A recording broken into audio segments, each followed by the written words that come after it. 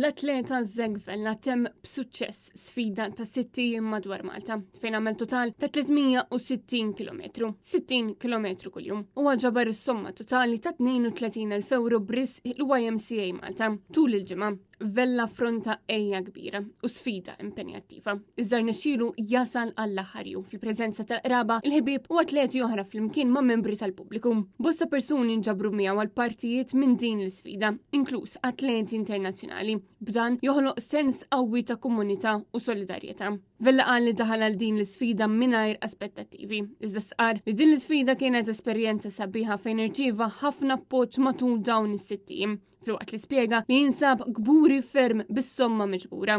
Din l-sfida kienet possibbli permezz ta' tim dedikat minn Stride Physiotherapy li provdew kura u appoġġ ta' rkupru lil Zegvella kuljum sabiex din il-ġirja titlesta b'mod mill-aktar sigur. Il-fondi miġbura se jmorru biex jappoġġjaw il-ħidma tal-YMCA Malta ma' żgħażagħ u persuni li qed jaffaċċjaw nuqqas ta' kenn.